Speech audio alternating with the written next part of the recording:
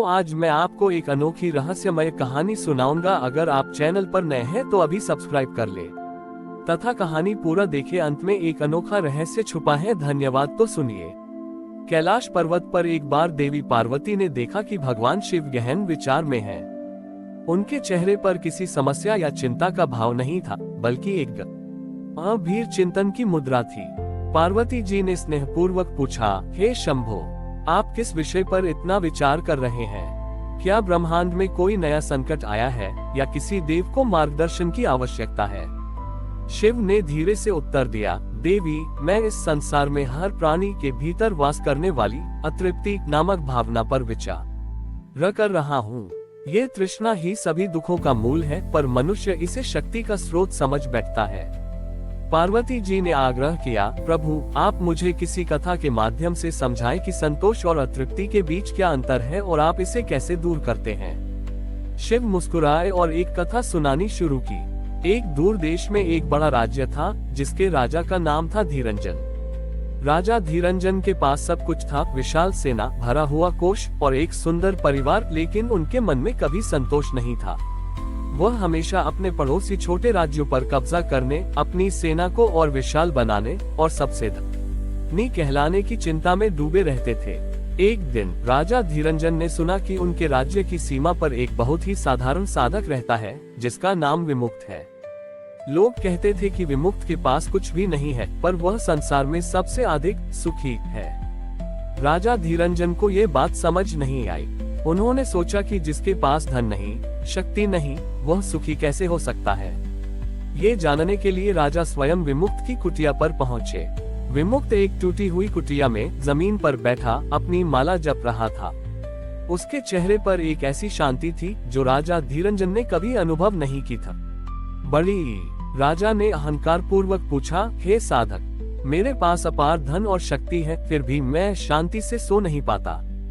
तुम्हारे पास कुछ नहीं है, तुम इतने शांत और सुखी कैसे हो? विमुक्त ने आंखें खोली और राजा को ध्यान से देखा।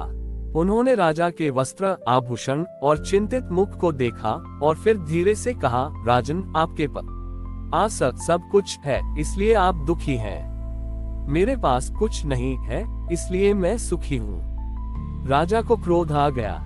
ये कैसा मूर्खतापूर्ण उत्तर है? क्या तुम धन और शक्ति का महत्व नहीं समझते? विमुक्त ने राजा से एक अत्यंत सरल वस्तु मांगी। उन्होंने कहा, राजन, मैं आपसे कल भिक्षा मांगने आऊंगा।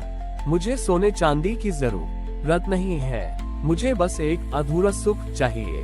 राजा धीरंजन हंस पड़ा। अधूरा सुख? ये कैसी अजीब मांग है? सुख या तो होता है या नहीं होता। ठीक है, तुम कल आओ। अगले दिन विमुक्त राजा के महल के दरवाजे पर पहुँचे।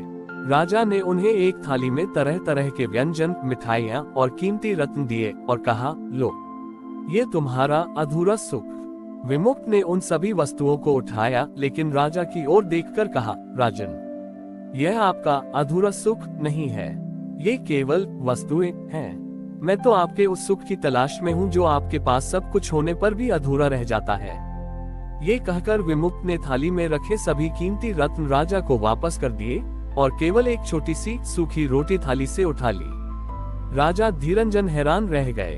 विमुक्त ने राजा को समझाते हुए कहा, राजन, आपने जब पड़ोसी राज्य को जीतने की योजना बनाई तो वह सुख जो आपने पाने से पहले सोचा था, वह अधूरा रह गया। जब आपने वह राज्य जीत लिया तो आपको और बड़े राज्य को जीतने की चिंता सताने लगी, इसलिए आपका वर्तमान सुख अधूरा हो गया। आपका सारा जीवन इसी अधूरेपन को पूरा करने की दौड़ में निकल रहा है। मैंने ये सूखी रोटी ली है, यह मेरी भूख को तुरंत शांत कर देगी। इसके बाद मुझे इसे और बड़ा बनाने की कोई चिंता नहीं होगी। मेरे लिए ये रोटी ही पूर्ण संतोष है, क्योंकि यह वर्तमान की आवश्यकता को पूरा करती है। मेरा कुछ नहीं होने का सुख यह है कि मैं हर चीज को उसी रूप में स्वीकार करता हूँ जैसी वह है। मेरा मन किसी और अधिक की कल्पना नहीं करता। मेरी तपस्या का अर्थ है मन को संतोष की स्थिति में स्थिर करना। राजा धीरंजन को अपने अहंकार पर शर्मिंदगी महसूस हुई। उन्होंने समझा कि उनके मन की बेचैनी का कारण बाहरी चीजों की कमी नहीं, बल्कि आंतरिक संतोष की कमी थी। उन्होंने उस दिन से अपनी महत्वाकांक्षाओं को कम किया और अपने वर्तमान साम्राज्य का आनंद लेना शुरू किया। राजा ने अपनी शक्ति का उपयोग और अधिक अधिग्रहण किया, छोटी ई नहीं बल्कि अपनी प्रजा को सुखी बनाने के लिए किया। शिव ने कथा समाप्त की और पार्वती से कहा, देवी मैं वैरागी हूँ क्योंकि मैंने संतोष को धारण किया है। संतोष ही वह असली धन है जो न तो कभी खोता है और न ही समाप्त होता है। मैं आशुतोष हूँ क्योंकि मेरा हृदय उसे ही तुरंत स्वीकार कर लेता है जिसके पास सब असार का सबसे बड़ा धन पूर्ण संतोष होता है। पार्वती जी ने शिव के इस गूढ़ ज्ञान को नमन किया। राजा धीरंजन ने विमुक्त ऋषि से ज्ञान प्राप्त करने के बाद अपने जीवन की दिशा पूरी तरह बदल दी।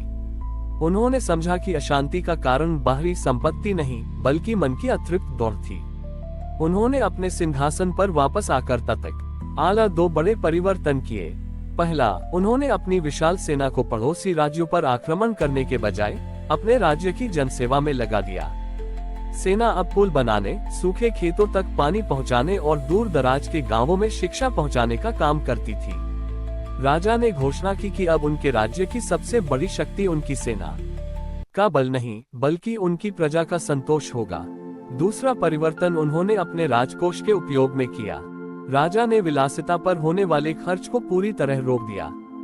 उन्होंने घोषणा की कि राजकोष का उपयोग अब और अधिक धन इकट्ठा करने के लिए नहीं बल्कि हर नागरिक की बुनियादी आवश्यकताएं पूरी करने के लिए किया जाएगा। राजा ने कहा कि जब तक उनके राज्य में एक भी व्यक्ति भूखा या असंतुष्ट है तब तक राजकोष में रखा हर सिक्का अधूरा है। शुरुआत में राजा के मंत्रियों और सेनापतियों ने विरोध किया। वे बोले, महाराज, यदि हम अपने शत्रुओं पर हमला नहीं करेंगे और अपने धन को बढ़ाएंगे नहीं तो हम कमजोर पड़ जाएंगे और दूसरे हम पर कब्जा कर लेंगे। राजा धीरंजन ने मुस्कुराते हुए विमुक्त ऋषि का उदाहरण दिया। उन्होंने कहा, अब मेरा राज्य किसी बाहरी भय से नहीं चलता बल्कि आंतरिक संतोष से चलता है। जब मेरी प्रजा संतुष्ट होगी तो वे खुशी से राज्य की सेवा करेंगे। हमारा राज्य तब सबसे मजबूत होगा जब हर नागरिक इसे अपना घर समझेगा। राजा का यह नया शासन शुरू हुआ। धीरे धीरे राज्य में अद्भुत परिवर्तन आने लगा। किसान अब निश्चिंत होकर खेती करते थे क्योंकि राजा ने उनके लिए वर्षा जल संचयन की उत्तम व्यवस्था कर दी थी। कारीगर और व्यापारी अब ईमानदारी से व्यापार करते थे क्योंकि उन्हें पता था कि राजा की नीतियों में कोई लोभ नहीं है। हर चेहरे पर पहले की चिंता के बजाय शांति और संतोष की चमक दिखाई देने लगी। जब पड़ोसी राज्यों के राजाओं ने देखा कि राजा धीरंजन की सेना अब युद्ध की तैयारी नहीं करती बल्कि निर्माण कार्य करती है तो उन्होंने पहले इसे कमजोरी समझा और आक्रमण की योजना बनाई। लेकिन जब वे धीरंजन के राज्य की सीमा पर पहुंचे तो उन्होंने एक अनोखा दृश्य देखा। सीमा पर कोई विशाल किलेबंदी नहीं थी बल्कि हंसते खेलते किसानों का समूह था जो उन्हें फल और जल भेंट कर रहा था। सैनिकों ने देखा कि सीमा पर रहने वाले लोग अपने राजा की इतनी प्रशंसा करते थे कि वे स्वयं अपने राज्य की रक्षा करने को तैयार थे बिना किसी सैनिक बल के। पड़ोसी राजाओं ने महसूस किया कि इस राज्य को जीतना असंभव है क्योंकि इसकी नींव लोभ पर नहीं बल्कि प्रेम और संतोष पर टिकी थी। वे समझ गए कि राजा धीरंजन ने अपनी पुरानी महत्वाकांक्षाओं को त्याग कर वास्तव में सबसे बड़ी शक्ति प्राप्त कर ली थी, वह शक्ति जो लोगों के हृदय को जीतती है। राजा धीरंजन का राज्य जो पहले भय और तनाव में जीता था अब शांति और समृद्धि का प्रतीक बन गया। शिव के संतोष का ये सिद्धांत साकार हो गया कि वास्तविक पूर्णता तब आती है जब हम और अधिक की चाह छोड़कर जो है उसमें ही आनंद और उपयोगिता ढूंढते हैं। देवताओं ने शिव को प्रणाम किया और समझा कि संसार में सबसे बड़ा ऐश्वर्य वह नहीं है जो बाहर से दिखता है बल्कि वह है जो मन की संतोषमय स्थिति में वास करता है। हमारी और भी आध्यात्मिक एवं अनोखी कहानियां देखने के लिए हमारे चैनल पर जाएं तथा धार्मिक एवं पौराणिक अनोखी कहानियां हमारे चैनल पर है। कृपया जाके देखें तथा हमारे चैनल को सब्सक्राइब करके रखें और वीडियो लाइक जरूर करें। धन्यवाद।